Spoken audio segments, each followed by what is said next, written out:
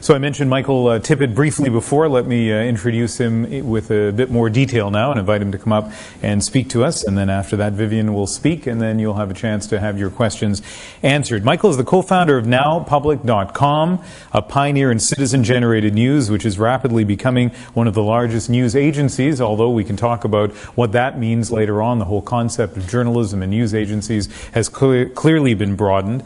NowPublic.com boasts 130,000 contributing reporters in 140 countries. The Guardian ranks NowPublic.com among the top 5 news sites in the world. Here's Michael.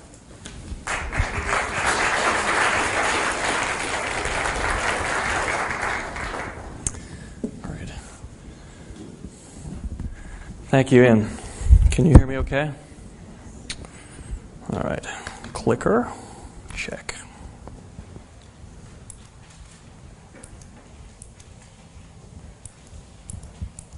There we go. The truth. The truth about user-generated news. Finally, it's here. As Ian mentioned, my name is Michael Tippett. I'm the co-founder of NowPublic.com. Let me tell you a little bit about NowPublic. Some of that was covered in the introduction. As Ian mentioned, we describe ourselves a number of different ways, but one of the most accurate ways, I think, is the largest participatory news organization in the world. And I can tell you what I think participation means a little bit later on. We actually don't refer to ourselves as a citizen journalism organization for reasons that I'll discuss in a bit.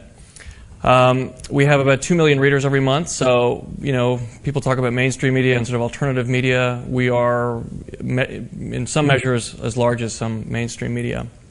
We have about 700 stories a day coming in various formats, photographs, videos, written pieces.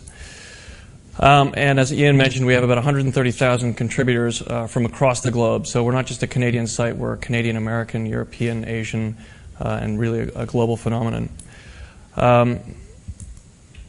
And we've raised a fair bit of venture capital, about $12.5 million to date. So in the course of our existence, we've had some pretty good accolades, and I apologize for some of the formatting issues here. But Time Magazine declared us one of the top 50 websites, coolest websites in the world last year.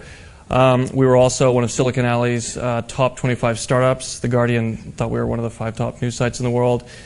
Days Magazine in Europe thought we were one of the coolest websites. And the Newseum, which is kind of like the Smithsonian of news in Washington, D.C., actually has us in an exhibit, which is kind of a nice thing.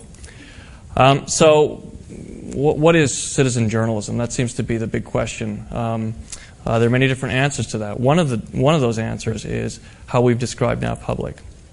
And if you think about what we're trying to do, we are trying to build the world's largest news network based on the idea that you can crowdsource news. In other words, you can, with all the proliferation of camera phones and blogs and all the other instruments that people have at their disposal, you know that when something happens, someone's going to be there to record it.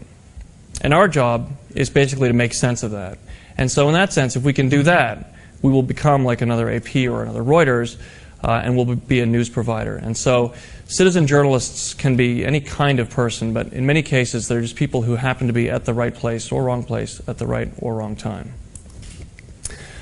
So you can do all kinds of stuff on our site. You can write stuff, you can upload photographs, videos, you can link to things that you think are important. And that material appears on the homepage and gets broken up into different categories and gets divided up into different sections. People can recommend stories. So it's stuff that's submitted by members, and it's also stuff that's organized by members. So, we've been at this for about 3 years, and I think that the initial concept of what a citizen journalism network would be kind of modeled after a traditional news organization where you've got almost a command and control structure, and if there's an explosion or something's happening on the bridge, you dispatch a reporter to the scene, and they go down and they send in the material, or they capture it and they come back, they get in their car and they write up something and they put it on the evening news. And I think that's kind of an antiquated notion. I think the whole idea of citizen journalism as a concept is something that's really the construct of journalism schools and news organizations who are trying to cope with this new landscape where people who are outside of that field are now contributing.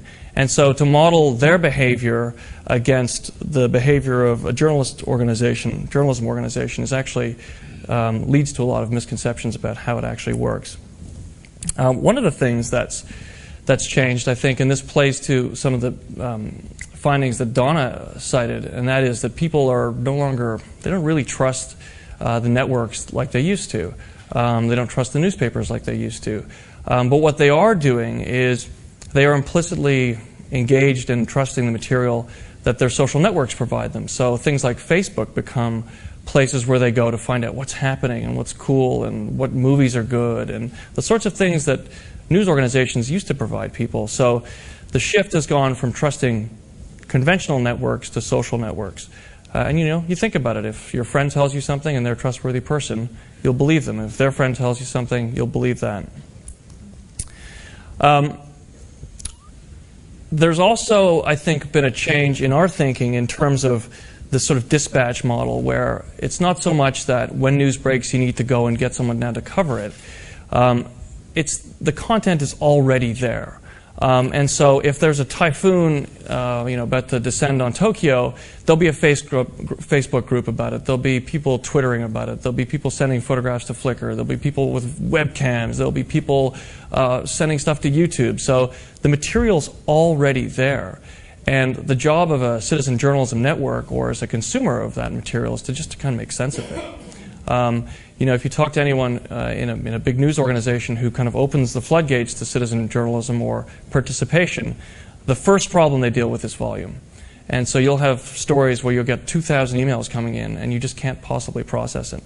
So NowPublic has moved more to a model where we try and make sense of the material. So this is one of the applications we recently rolled out. It's called Scan, and it basically looks at Twitter. Who here knows what Twitter is? Wow. And if I'd asked that last year, it would have been like one guy.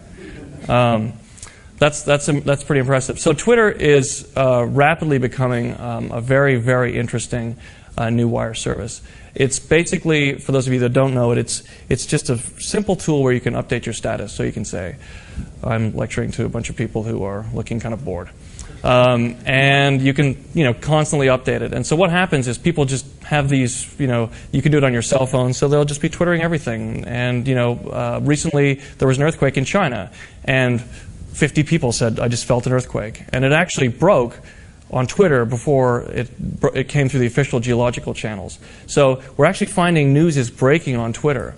And the problem now is, of course, everyone's twittering, and so making sense of it is just almost impossible. So this tool, for instance, which is just a very early prototype, attempts to track that conversation and put it on a map and pull out the popular links and lets people recommend tweets, which are what little Twitter things are called, tweets. So you have these recommended tweets. So it's like panning for gold, and there's a lot of stuff in there that's not valuable, but if you can get a couple of good nuggets, you can actually tell a story.